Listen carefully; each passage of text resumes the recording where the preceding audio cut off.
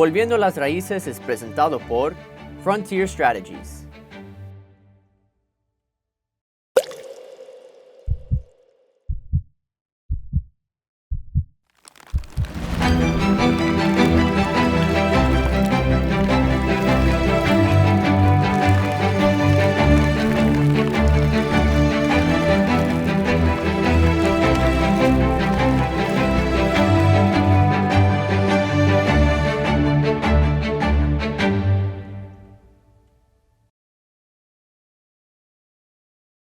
Queridos hermanos y hermanas, en el episodio de hoy vamos a reflexionar juntos sobre los dos últimos atributos de la Santa Iglesia, que es católica y apostólica. ¿Qué significa católica?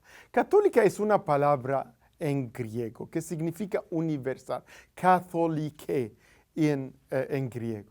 ¿Qué significa universal? Que Cristo es universal.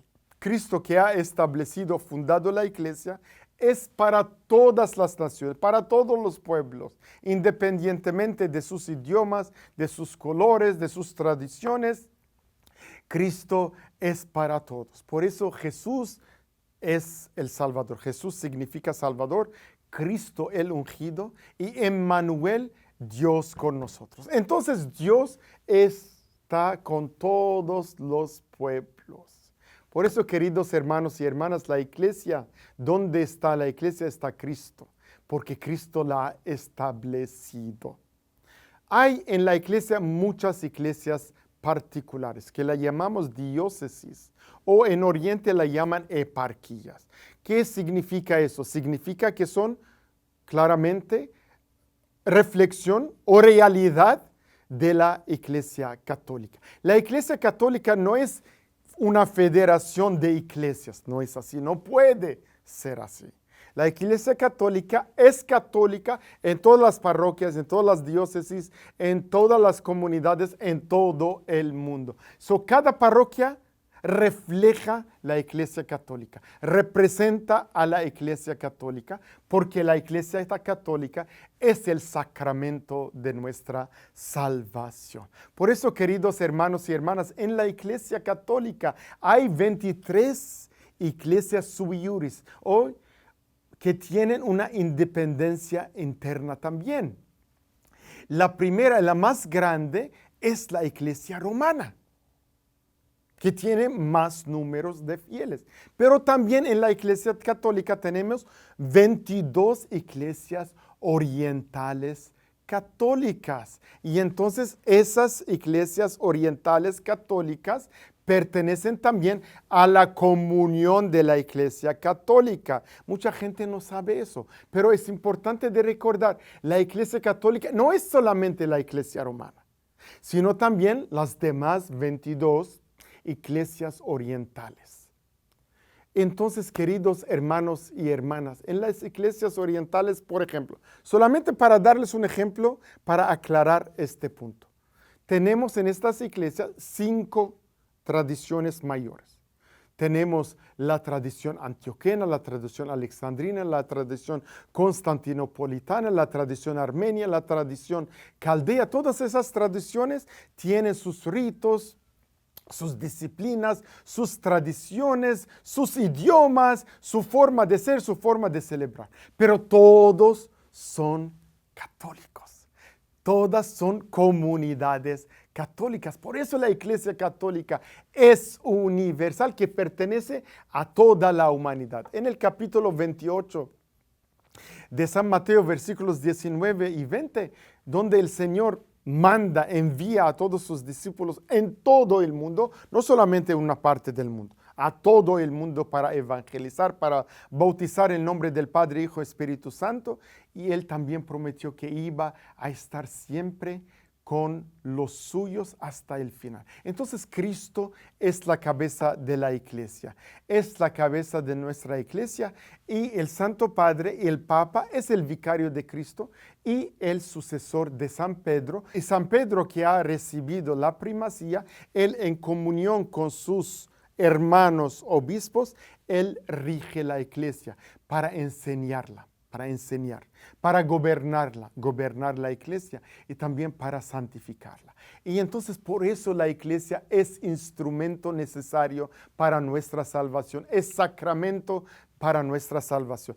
Si nosotros, católicos y cristianos, bautizados en el nombre del Padre, Hijo y Espíritu Santo, y sabemos muy bien que solamente con y por la Iglesia Católica podemos ser salvados, y lo rehusamos, rechazamos esta enseñanza, y rechazamos la Iglesia Católica como sacramento de salvación, entonces nosotros seremos condenados.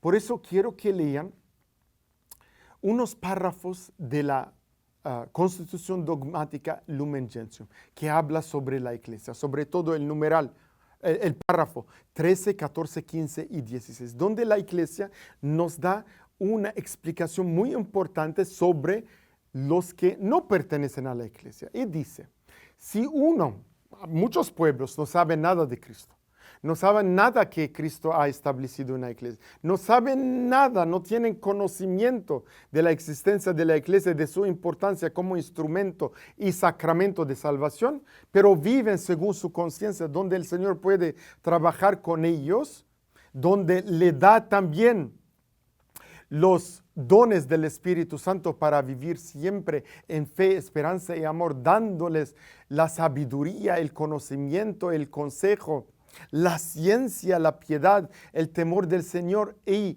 también la fortaleza. Ellos viven toda su vida con el temor de Dios, creyendo y viviendo y haciendo cosas buenas. Entonces ellos serán también salvados. Si nunca han tenido conocimiento ni de Cristo ni de su santa iglesia. Por eso la iglesia es muy clara sobre este punto. Nosotros sí sabemos y rechazamos a la iglesia como sacramento de salvación, nosotros no iremos al cielo. Pero si aceptamos que la iglesia es sacramento de salvación y formamos parte de ella y vivimos según los mandamientos del Señor, la enseñanza de la Iglesia Católica, entonces nosotros seremos claramente salvados. Por eso, queridos hermanos y hermanas, la iglesia tiene muchas relaciones importantes con las demás religiones, como el judaísmo, por ejemplo. ¿Por qué el judaísmo es importante? Porque el judaísmo para nosotros son nuestros hermanos y hermanas mayores, como decía el Santo Padre Juan Pablo II. Él decía que los judíos son nuestros hermanos y hermanas mayores, porque hemos recibido de ellos la antigua alianza. Y entonces la antigua alianza, tanto en el Antiguo Testamento como en las profecías y todo lo que hemos recibido del judaísmo, nos ayudó a entender la nueva alianza. Y así creer que la nueva alianza con Cristo ha complementado, perfeccionado la antigua alianza. Por eso los judíos son nuestros hermanos y hermanas. Claro que en nuestros diálogos interreligiosos tenemos que dialogar siempre para encontrar la verdad en la caridad. Eso es muy importante. También con el Islam reconoce también a Dios Todopoderoso, que es lleno de compasión y de misericordia. Y también creen en el paraíso, en la vida eterna. Entonces, las tres religiones, el cristianismo, el judaísmo, el islam, son las tres religiones que tienen como padre Abraham, nuestro padre en común. Claramente la iglesia tiene también relaciones con otras religiones, como el hinduismo, como el budismo, para dialogar con ellos y para aclarar también nuestro punto de vista sobre la salvación y sobre la importancia de la existencia de una estructura visible de la iglesia. Queridos hermanos y hermanas, la iglesia es misionera por su vocación. Por eso la iglesia es misionera, ha recibido una misión muy particular por Cristo el fundador. Y Él mandó a todos sus discípulos a predicar el Evangelio, la buena nueva, a todos los pueblos. Por eso la iglesia es católica, es universal, que abraza a todos los pueblos.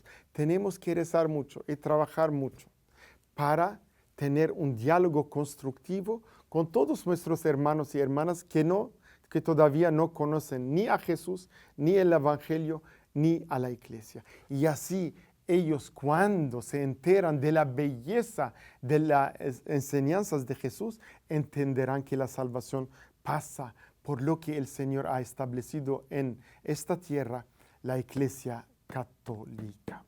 Y la iglesia también es apostólica. Eso significa que la iglesia fue fundada sobre los apóstoles. Por eso hay la sucesión apostólica. Pedro viene primero siempre, tiene la primacía, y los demás discípulos con Pedro, siempre con Pedro, en comunión con Pedro. Si no están en comunión, pues están excomulgados, no están en comunión. Por eso la iglesia es una santa católica apostólica, significa que es una comunión de los santos, tanto en el cielo, en la iglesia triunfante, como en el purgatorio, la iglesia que está sufriendo, pues purgante, y también en la tierra la iglesia militante. Y toda esta iglesia es la iglesia católica. Esta es la comunión de los santos,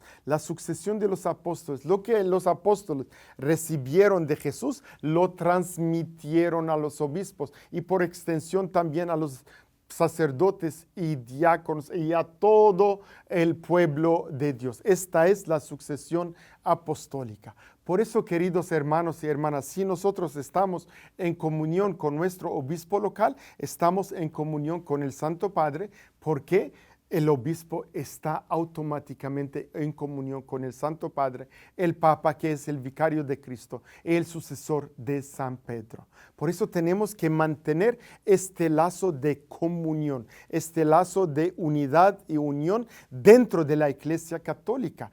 Por eso, queridos hermanos y hermanas, por la sucesión apostólica nosotros hemos recibido para guardarlo y transmitirlo el depósito de la fe. ¿Qué significa eso? El depósito de la fe está compuesto de la Sagrada Escritura y de la tradición de la Iglesia. Entonces, la Sagrada Escritura, la tradición de la Iglesia caminan juntos para ser transmitidos a todos nosotros. Por eso nosotros lo que hemos recibido de los discípulos lo transmitimos y lo enseñamos a todos nuestros hermanos y hermanas.